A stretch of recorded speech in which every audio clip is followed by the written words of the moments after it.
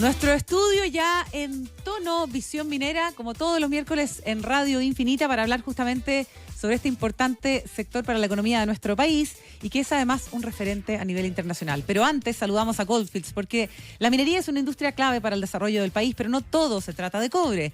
Gold Fields, empresa líder en la producción de oro a nivel mundial, está presente en la región de Atacama, generando valor que perdura más allá de la minería. Descubre más en goldfields.cl. Bueno, cuando son las 9:41, Cata, voy a saludar a nuestro siguiente invitado. Se llama Andrés González, encargado del área de análisis de la industria minera de Plus Mining. ¿Cómo estás, Andrés? Hola, Andrés, ¿cómo estás? Hola, lo volvemos a tener acá presente. Sí. Hola, Patricio, ¿qué tal? Bienvenido de vuelta. Gracias.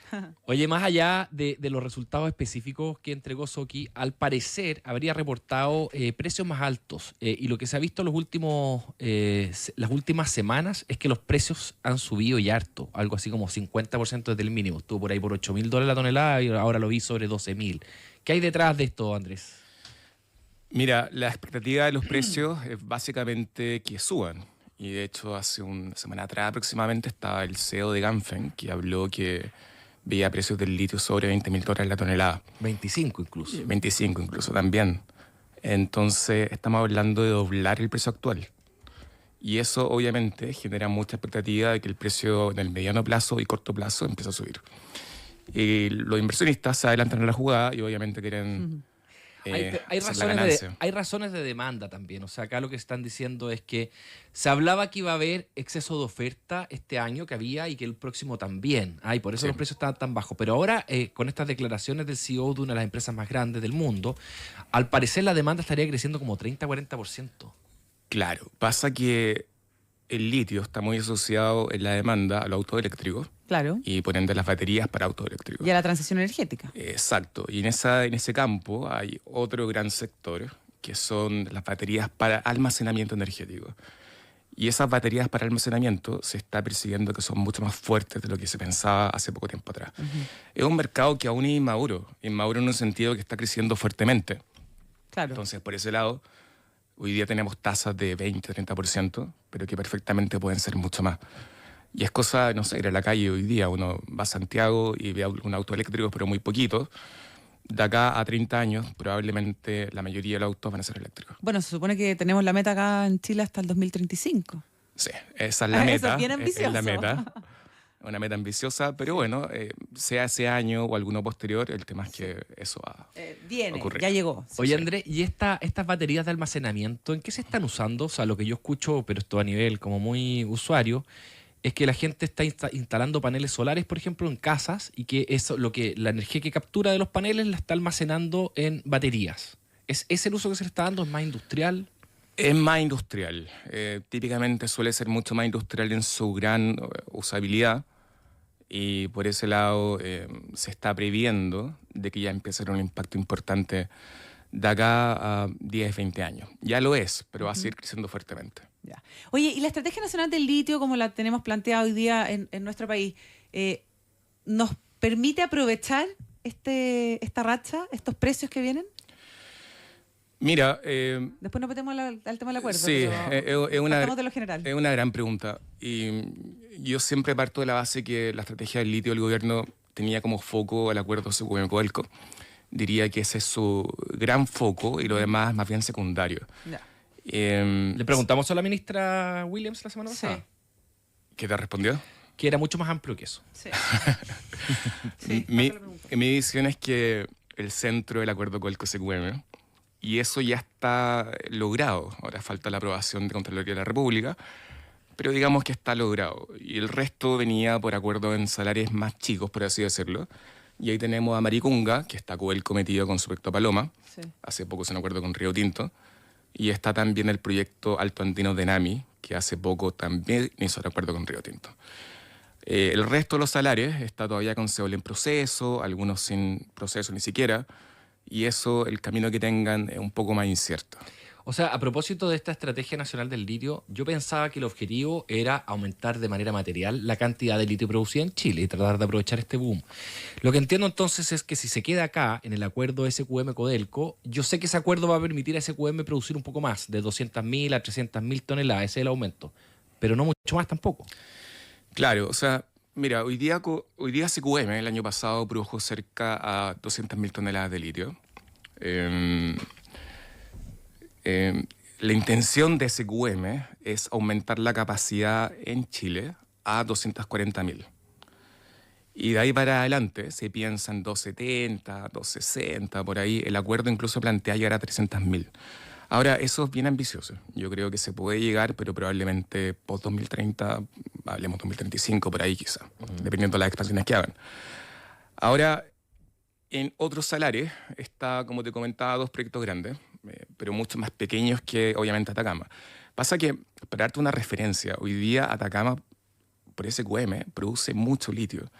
Esa capacidad que te comentaba de llegar a 240 se compara muy crecientemente, o muy desfavorablemente, o favorablemente, como se pueda ver, con la capacidad, por ejemplo, del salar de Maricunga, que hablamos de 50.000 toneladas en dos etapas. En una etapa inicial son 20.000 o 30.000. El caso de Altandinos también hablamos de una capacidad parecida, quizás un poco más, pero son 3 salares. Y están todavía mucho más tempranos que, obviamente, algo que está operando, como es Atacama. Conversamos con Andrés González, encargado del área de análisis de la industria minera de Plasmining. Hay otro desafío que tiene que ver con la manera de extraer el litio. Hay un método de extracción directa, que es lo que ha promovido el gobierno en esta Estrategia Nacional del Litio, y entiendo que es parte de las condiciones incluso del acuerdo Codelco-SQM. También he escuchado que esta manera de extraer litio todavía está en etapa temprana, como que no hay demasiada evidencia de que se va a poder hacer bien, de manera eficiente y con todo lo que se busca. Claro. Mira, te respondería la pregunta, pero para cerrar la anterior, mi lectura, lo que pasó con la estrategia del litio es que lo primordial era cómo metemos al Estado dentro de la producción de litio. Y lo más inmediato y lo más expedito era buscar un acuerdo con SQM. SQM porque su contrato vencía el 2030 y tenemos a Codelco, que es una empresa que hace tiempo tenía el salar de Maricunga como proyecto, y ahí fue el camino más adecuado. Se pensó en su momento en una empresa del litio. ¿Te acuerdas de esta ENL, Empresa Nacional del Litio? Bueno, eso quedó en el camino y finalmente tenemos a Codelco y Enami. Ahora, a tu pregunta del uso, creo que apunta al DLE, a extracción directa de litio. Exactamente. Mira, esto es una meta de largo plazo, diría yo. Hoy día tenemos que Codelco, en su acuerdo con SQM, ellos pensaban ocupar DLE de forma más en palabras, pero si uno lee el acuerdo, si uno lee el memorando de entendimiento, no mencionan DLE. Mencionan únicamente tecnologías sostenibles para la producción de litio. Ajá.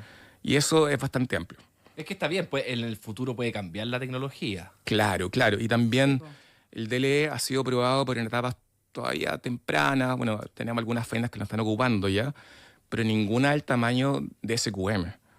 Y llegar a una producción con DLE del tamaño de SQM probablemente se va a dar de forma gradual, no se va a dar de un paraguaso, va a ser gradualmente y todavía con un horizonte que está por definirse. Sí. ¿El cambio de gobierno genera incertidumbre en el mercado? ¿Cambio político? ¿Cambio quizás en la estrategia, etcétera? Sí. A ver, todos los candidatos, partiendo por Jara hasta Kaiser, estaban en contra del acuerdo con Codelco SQM. Sí. Por distintos motivos, pero estaban en contra. Ahora que este acuerdo está firmado y que ya falta únicamente la aprobación de Contraloría de la República, que toma razón, ahí ellos han dicho que lo van a respetar. Entonces, la pregunta que queda en adelante es ¿qué pasa para el resto? Y también se ha dicho que los que estén firmados, los CEOL que estén firmados y entregados, que ahora tenemos el caso de Alto Andino, para Enami, y el caso de la modificación del CEOL de Codelco con Maricunga, eso se mantiene. Ahora, igual queda la pregunta, en el caso de Alto Andino, es un proyecto que está judicializado, porque esto es otro tema gigantesco, pero en resumen, básicamente, Eramet es una empresa francesa que compró las concesiones del proyecto hace un par de años atrás, pagó cerca de $100 millones. Y bueno, dado que el socio es Río Tinto, ellos no están muy contentos de esa decisión y ahora constituyen servidumbre minera, lo cual puede implicar que esto quede detenido por un tiempo largo. Ahora, a nivel más general, lo que ha dicho el candidato Kast, que me parece que a todas luces el que tiene más posibilidad de ser electo, es que él va a buscar que el litio sea concesible. Ahora, cambiar la concesibilidad no es algo tan fácil. Esto está regulado en 3 cuerpos legales. Y el más fuerte implica cambiar la ley orgánica de concesiones mineras, y eso requiere un quórum de mayoría absoluta. Y uno ve cómo está la Cámara, no hay mayoría en la Cámara, para la derecha. El Senado están empatados. Y también ocurre que a nivel social el litio es un tema muy delicado. Hay un tema muy fuerte en Chile de nacionalismo de recursos sobre el litio particularmente. Y no es algo que vaya a ser, a mi juicio, que pueda ser tan políticamente factible de modificar. Por eso también se eligió asociarse, porque al final la idea es que el Estado le pueda extraer recursos a quien explote el litio, ¿verdad? Capturar esos recursos que efectivamente nacieron siendo de todos. Claro. Están ahí, pero hay que meterle tecnología, capital, riesgo, en fin. Pero bueno, se eligió esta asociación SQM Codelco, que finalmente consiguió, Andrés, la última aprobación de la autoridad china. Esta autoridad dio sí ok con algunas condiciones que no conocemos muy bien, por lo menos no se han transparentado. Al parecer hay condiciones relacionadas al precio y hay condiciones relacionadas como a un mínimo volumen exportado a China. Sí. ¿Qué sabemos de las condiciones que nos puso la autoridad china? Sí, es bien relevante porque, como tú dices, hace poco fue dada esta aprobación. Era algo bien esperado por Codelco, por el gobierno, y la verdad es que se esperaba antes, pero no ocurría antes, y yo creo que ya están un poco nerviosos hasta que finalmente pasó. Ahora, el comunicado que fue lanzado efectivamente deja muchas cosas en confidencial, pero sabemos que en las condiciones está, primero, una venta mínima de una cantidad X por 10 años. Esa cantidad X no la conocemos, pero se ha sabido de forma extraoficial, falta confirmarlo, que estaría en torno a 125.000 toneladas por año. O sea, es la mitad de lo que produce SQM. Es más de la mitad. Muy material. Es más de la mitad. Es más de la mitad de lo que produce SQM. SQM, como te comentaba antes, piensa llegar a una capacidad, no una producción, sino que una capacidad en Chile de 240. O sea, más de la mitad. Claro, es más de la mitad. Ahora, SQM ya vende a China, bueno, Chile en general, contando las dos empresas que tenemos, Chile en general vende a China el 70% del litio. SQM vende más que eso incluso a China.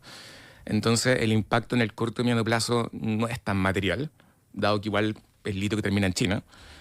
Pero como está a 10 años, uno podría pensar, ok, ahora no, quizás 5 años tampoco, pero de acá a 8, 9, 10 años, ahí puede que sí esa restricción se vuelva activa. Claro. Y yo pensaba, ¿sabes qué? Esta empresa va a estar abierta para todos los efectos en la bolsa, o sea, porque Soki va a estar dentro de esta compañía, ¿verdad? Va a buscar financiamiento, va a emitir deuda y todo. ¿Y cómo puede ser que termine no diciéndole al mercado condiciones tan relevantes como esta, digamos?